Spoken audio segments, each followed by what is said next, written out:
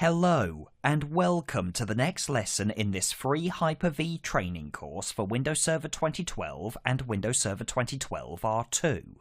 In the last lesson, I demonstrated how to install the Hyper-V role. Now that the role is installed, we can start to create virtual machines on our Hyper-V host. In this lesson, I will provide a brief recap on what virtual machines are and how they work. Next, I will look at virtual machines under the hood and will discuss the different components that make up a virtual machine. And finally, I will demonstrate how to create a virtual machine on my Windows Server 2012 R2 Hyper-V server. As I described in the introductory lesson to this course, virtual machines are essentially software computers that run an operating system. You can think of virtual machines, quite literally, as regular computers, except they run entirely in software. Virtual machines allow businesses to cut down on hardware costs by having two or more completely separate operating systems running on the same physical computer at the same time. You should not think of virtual machines as any less of a computer just because they are software-based. Virtual machines are every bit of a computer as their physical counterparts and are just as capable of performing the same tasks. If you have ever purchased a computer in a shop, before you buy it, you will often have to decide how powerful you'd like it to be. That is, you will have to decide how much CPU, RAM, and hard disk space you require. The same is true for virtual machines. Virtual machines, just like regular computers, require their own CPU, RAM, and disk space. When you create a virtual machine, you have to decide how powerful you'd like to make it. For instance, if the virtual machine is running some kind of memory-intense application, you may wish to allocate it more memory. Alternatively, if the virtual machine will be used as some kind of a file server, you may wish to allocate it more hard disk space.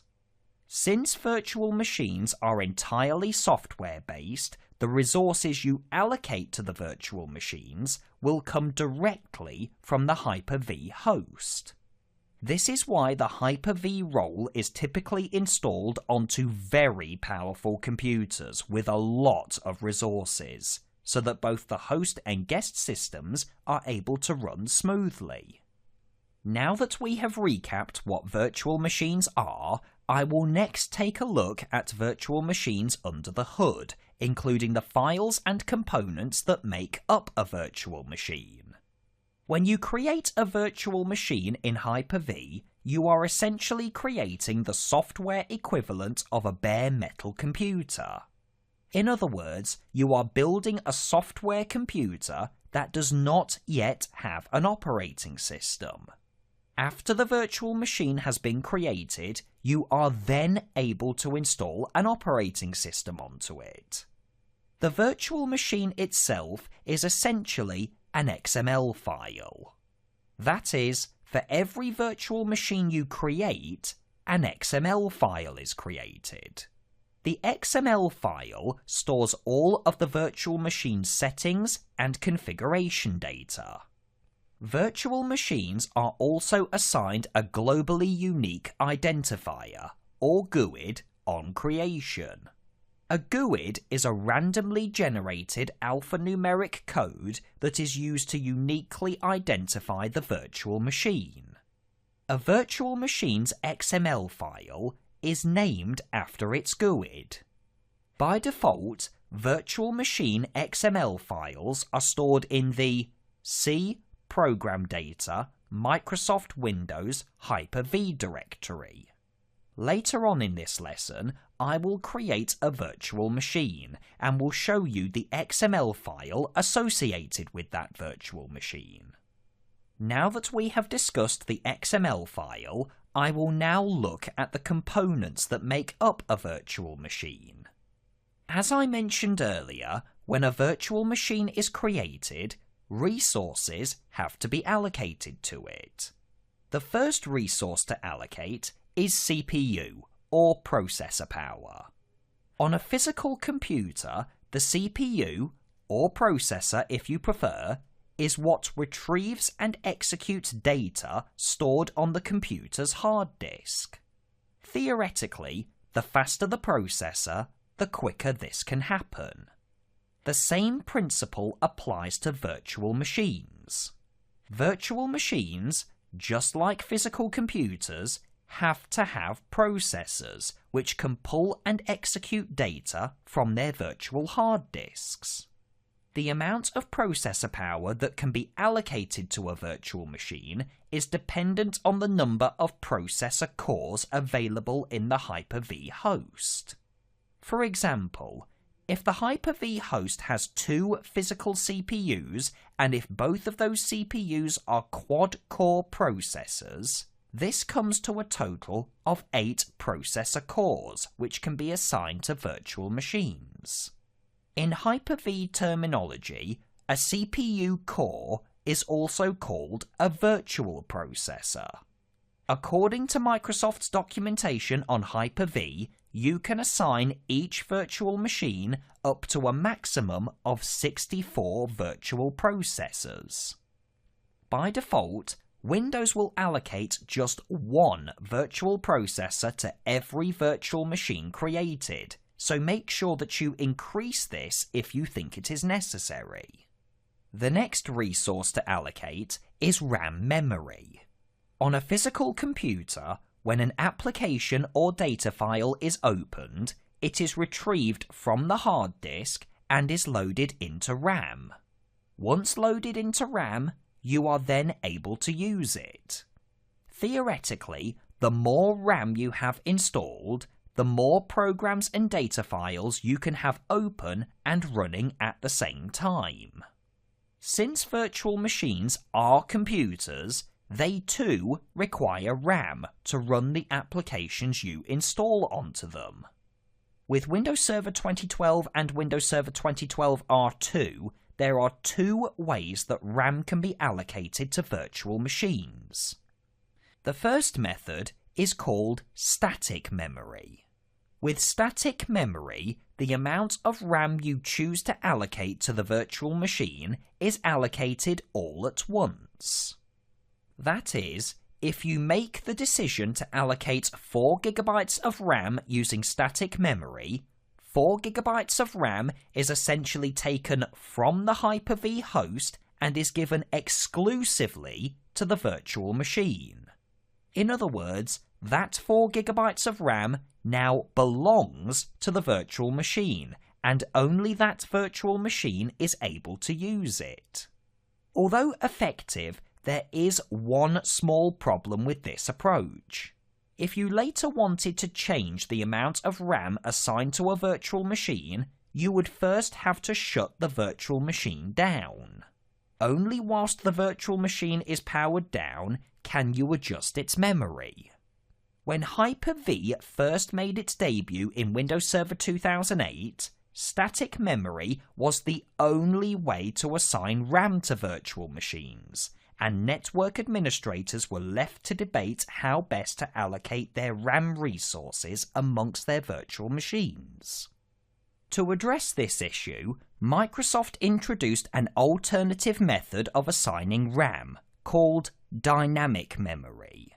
Dynamic memory was first introduced in Windows Server 2008 R2 with the release of Service Pack 1, and was improved further in Windows Server 2012. Dynamic memory is designed to allocate RAM amongst virtual machines more effectively. Dynamic memory does this by treating RAM as a shared resource.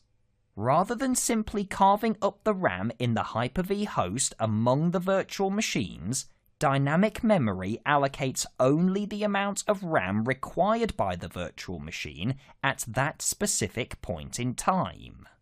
That is, if a virtual machine suddenly experiences high workloads, more RAM will be allocated.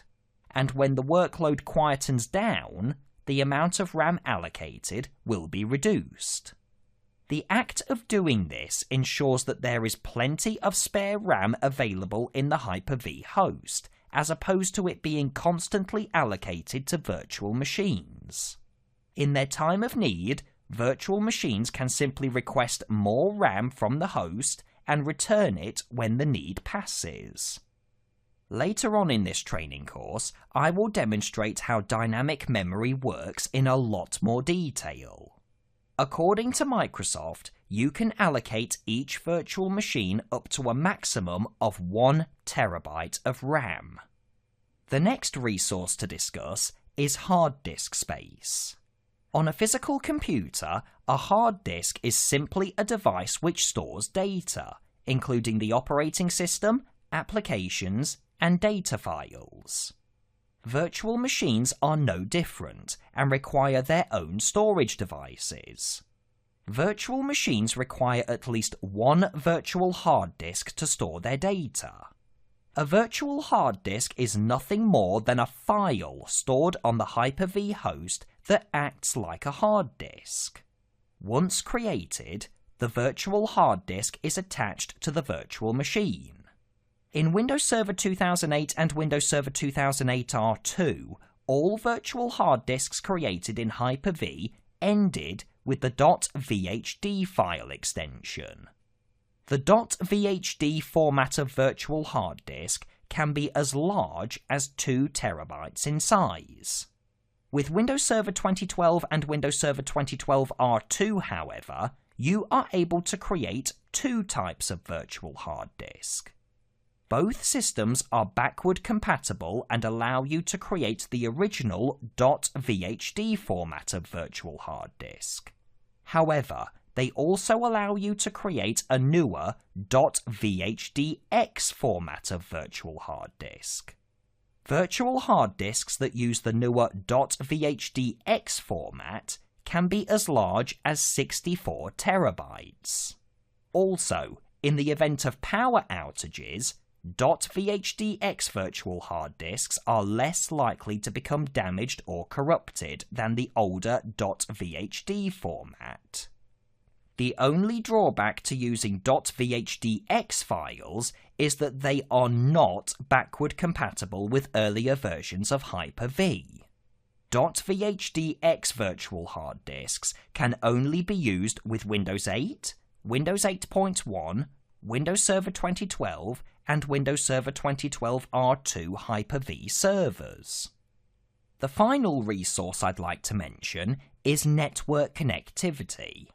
In order for a physical computer to participate in a network, it must have at least one network interface card installed. The network interface card is programmed with an IP address, and the computer is then able to communicate with the other computers on that network. Fortunately, virtual machines are also capable of networking.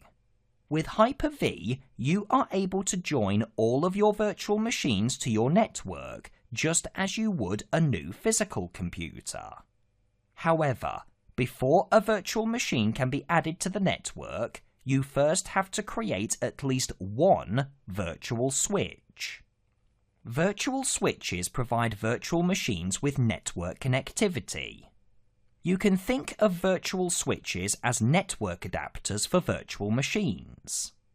Virtual switches are created from the physical network adapters installed in the Hyper-V host. When you are ready to join a virtual machine to the network, you are first required to select one of the physical network adapters from the Hyper-V host and turn it into a virtual switch. Once the virtual switch has been created, you can attach it to the virtual machine. The virtual machine will see the virtual switch as a locally installed network adapter, which can be assigned an IP address. This puts the virtual machine onto the network. It is worth noting at this point that you are able to attach the same virtual switch to multiple virtual machines if you wanted to. However, this may cause some bandwidth issues, since multiple virtual machines will be communicating with the rest of the network via the same physical network adapter. For this reason, it is not uncommon for network administrators to install many network interface cards into their Hyper-V host, so that each virtual machine can be assigned its own dedicated virtual switch. According to Microsoft, you can add up to a maximum of 12 virtual network adapters to a virtual machine. This covers the core components that make up a virtual machine. Of course, there are other components that can be added, but these are the main ones.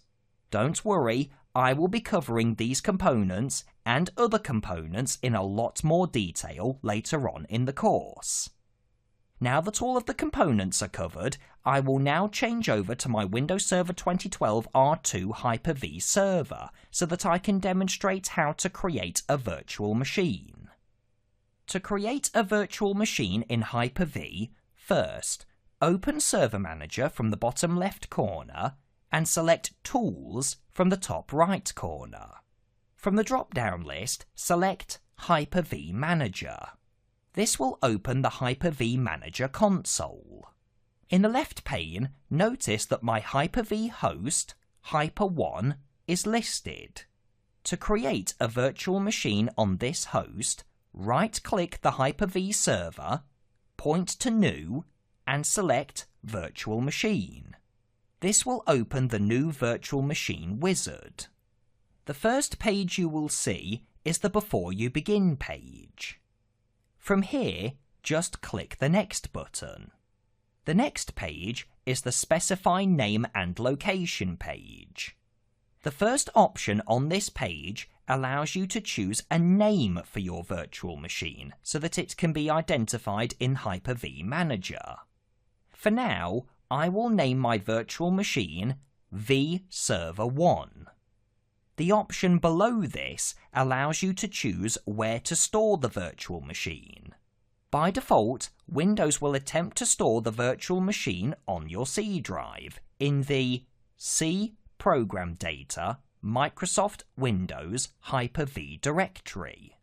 Of course, you are able to store the virtual machine in a different location if you wish by ticking the Store the virtual machine in a different location checkbox. Personally, I like to store my virtual machines on a completely separate hard disk to my operating system. So I will change the location to my D drive, which is on a completely different hard disk. When you are ready to continue, click the Next button. The next screen is the Specify Generation page.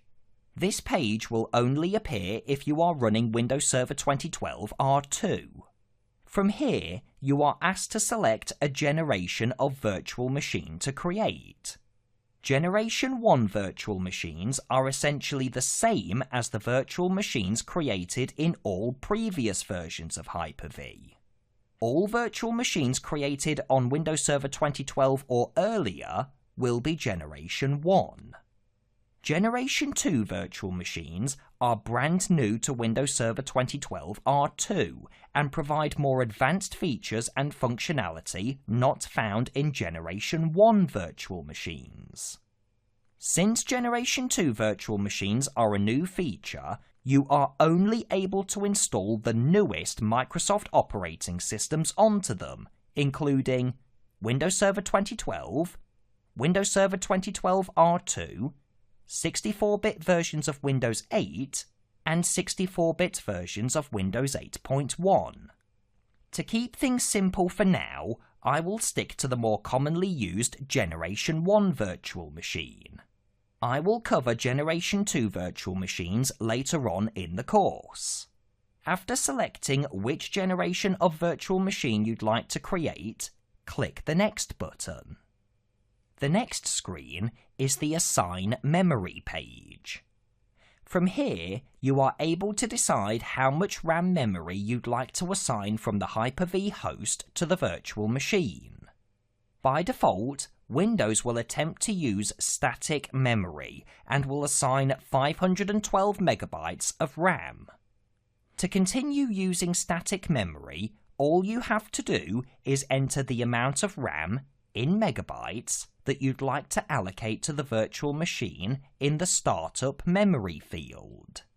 For instance, to allocate 4 GB of RAM, enter 4096 MB. Alternatively, you can use dynamic memory assignment by ticking the Use Dynamic Memory for this virtual machine tick box. To keep things simple for now, and since dynamic memory will be covered later on in the course, I will stick to using 4 GB of static memory and will then click the Next button. The next screen is the Configure Networking page. From this page, you are able to configure network connectivity for your virtual machine. If your virtual machine has network connectivity, it can communicate with the other computers on your network. To provide network connectivity for a virtual machine, you first need to create a virtual switch. A virtual switch is created from a physical network adapter in the Hyper-V host and is essentially a network adapter for a virtual machine. If you have a virtual switch configured, you can select it from the connection drop-down. Of course, if you would like your virtual machine to be a standalone computer without any network connectivity, you can simply leave this on the Not Connected setting. As you can see, at present, I do not have a virtual switch to select. This is because I have not created one yet. Don't worry, I will demonstrate how to create and attach virtual switches later on in the course. When you are ready to continue, click the Next button. The next screen is the Connect Virtual Hard Disk page. From here, you are able to create and attach a virtual hard disk to your virtual machine. The first option, Create a Virtual Hard Disk, will create a new virtual hard disk and will attach it to the virtual machine. You can think of this as installing a brand new blank hard disk. When you create a new virtual hard disk, you have to give it a name. By default, Windows will attempt to name the virtual hard disk after your virtual machine, which personally I think is a good idea. In my case, since I have named this virtual machine vServer1, Windows will also name the virtual hard disk vServer1. Of course, you can rename it if you'd like. Notice that, by default, Windows Server 2012 and Windows Server 2012 R2 will attempt to create the newer .vhdx style of virtual hard disk. Even if I attempt to change this to the older .vhd style, I will receive a warning message stating that the file extension is not valid. If you want to create an older .vhd style of virtual hard disk, you will have to do this manually after the virtual machine has been created. Why Microsoft made it so that you cannot create a .vhd file from the new virtual machine wizard, I'm not sure. For now, I will leave this on the default .vhdx. Do not worry, I will show you how to create virtual hard disks manually in later lessons. If you choose to stick with the newer .vhdx format, you will have to choose a location to store the virtual hard disk. Fortunately, Windows will attempt to store the virtual hard disk on the same drive as the virtual machine itself. If you recall from earlier, I decided to store my vServer1 virtual machine on the D drive. This is why Windows is attempting to save the virtual hard disk onto the same drive. Personally, I think this is a good idea, so I will leave this on the default. Lastly, you have to choose the size of the virtual hard disk. By default, Windows will attempt to create a 127GB virtual hard disk. Of course, you can change this if you like. The next option, Use an existing virtual hard disk, allows you to attach a virtual hard disk that you perhaps created earlier. If you select this option, you can use the Browse button to locate the virtual hard disk. The last option, Attach a virtual hard disk later, essentially allows you to create a virtual machine without a virtual hard disk. Of course, if you select this option, you can always create and attach a virtual hard disk later. For now, I will create the virtual hard disk I specified earlier and will click the Next button. The next screen is the Installation Options page. This screen can be used to prepare the virtual machine for an operating system installation. The first option, Install an operating system later, will create a virtual machine without an operating system. The next option, Install an operating system from a bootable CD/DVD-ROM, will prepare the virtual machine to have an operating system installed using either a DVD or an ISO file. If you are intending to install an operating system onto the virtual machine using the traditional Windows DVD, select the Physical CD/DVD Drive Radio button and select the drive letter that represents the optical drive on your Hyper-V host. Alternatively, you can install the operating system from an ISO image. If you have purchased a copy of Windows via download from Microsoft, it is often provided as an ISO file. Although ISO files are traditionally burned to DVDs, with Hyper-V this is not necessary, since Hyper-V is able to read ISO files directly. If you are installing from an ISO file, select the Image File ISO Radio button and browse to the ISO file. You can also install an operating system from a bootable floppy disk drive. Since this lesson is only demonstrating how to create the virtual machine and not how to install an operating system, I will select the Install an Operating System Later radio button and will then click the Next button. The final page of the wizard is the Completing the New Virtual Machine wizard page. From here, you can review all of the options you have selected. When you are ready to create the virtual machine, click the Finish button. Hyper-V will start to create the virtual machine according to the options you have selected. This should only take a moment to complete. When the virtual machine is created, it will appear listed in the Hyper-V Manager console. Interestingly, you may have noticed that during the creation of the virtual machine, we were not asked to configure its CPU resources. This is normal and is completely by design. By default, all virtual machines are assigned one virtual processor, that is, one CPU core, when they are first created. If you want to change this and assign more processor cores, you will have to do this from within the virtual machine settings. To do this, right-click the virtual machine and select Settings. This will open the settings page for this virtual machine. In the left pane, select Processor.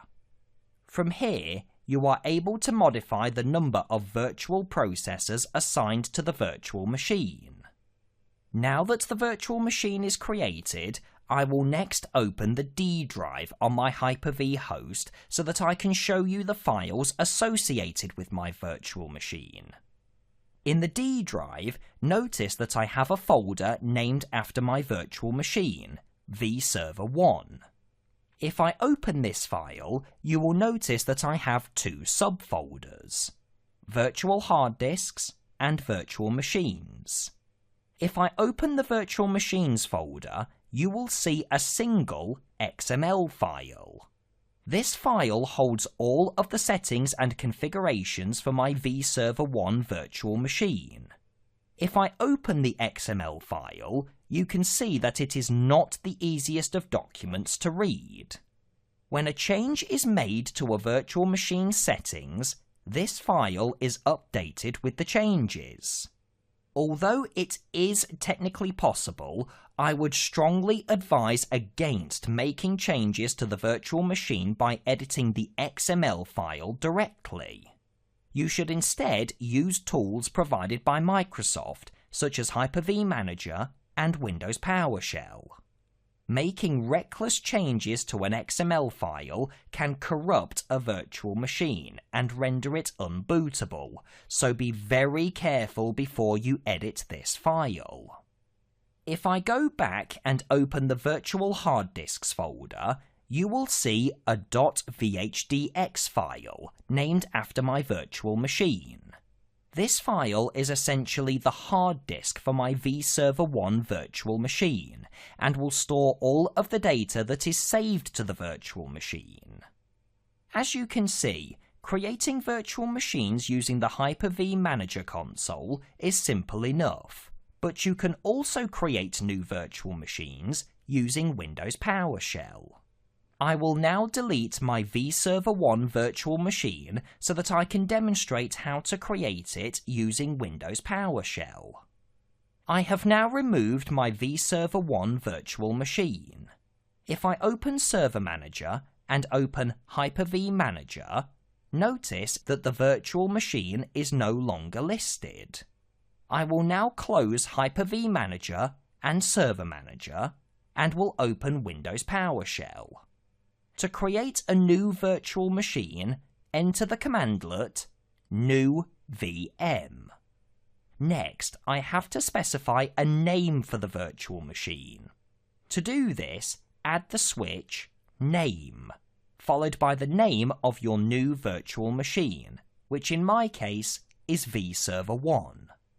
Next, I have to decide where I want to store the virtual machine configuration files.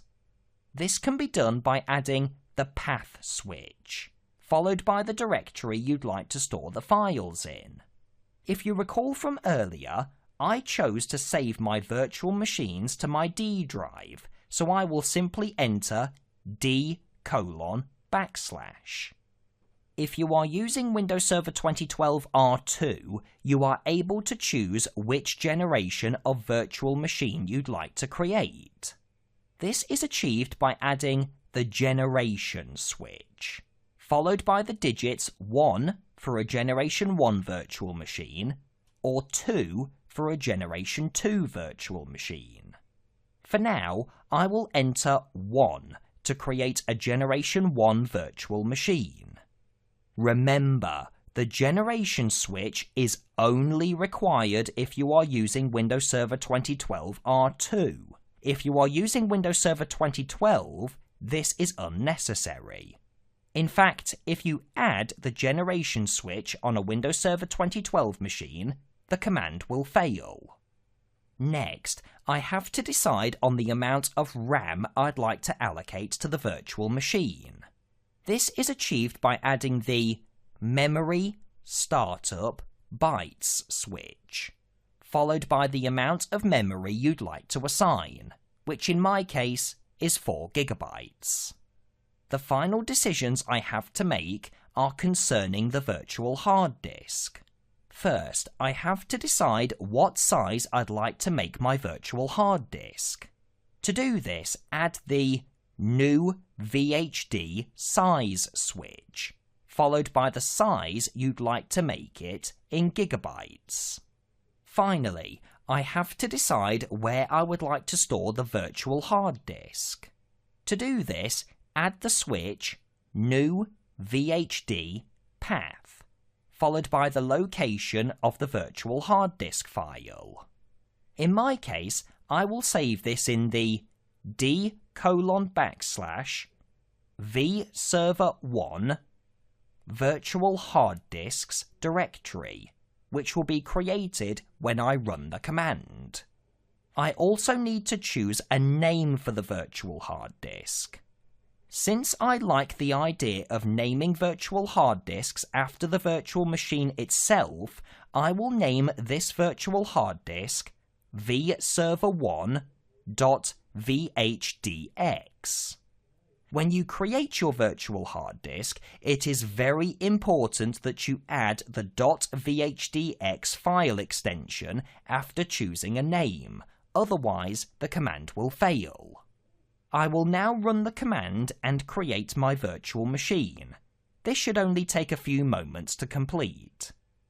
Once finished, I will once again open Server Manager and will then open Hyper-V Manager.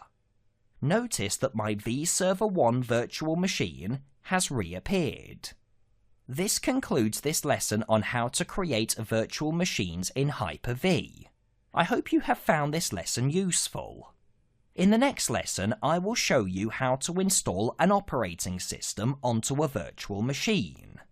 For more Windows Server 2012 and Windows Server 2012 R2 training videos, please feel free to browse our YouTube channel. Many thanks, and we'll see you on the next lesson.